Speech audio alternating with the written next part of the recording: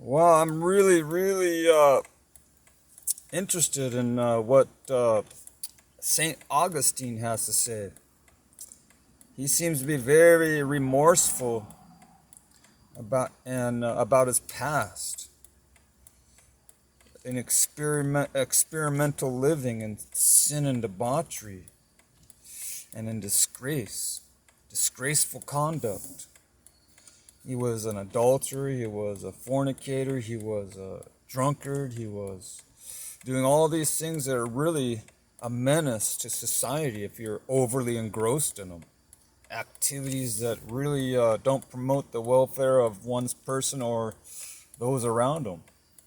If they're overly indulgent, obviously they say you can do certain things with temperance and moderacy, but in moderation. But the temptation is there to, once you seemingly have experiences and things that really gratify the flesh, your body appetites, your body cravings, the more you seem to want of it. So that's the danger, that's the risk when you engage in certain activities that are enticing, that have a lure to them, like a barbed hook. It's like a fish, you know. Once they get once they take the bait, they get stuck on that hook, and if it's barbed, they can't get off of it.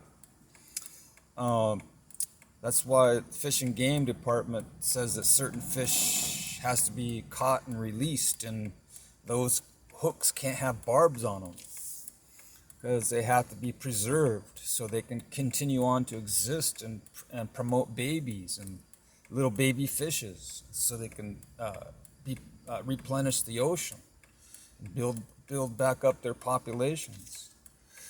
But yeah, life is like that. Saint Augustine came to a place in his life where he even pursued things that were on that were honored in society. He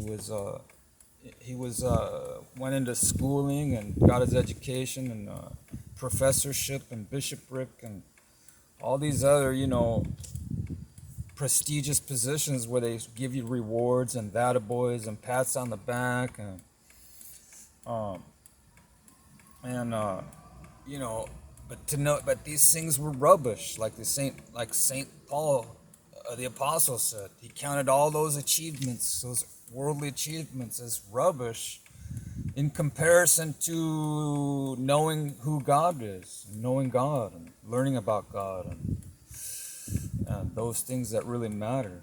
You know, your purpose-driven life. What is your purpose?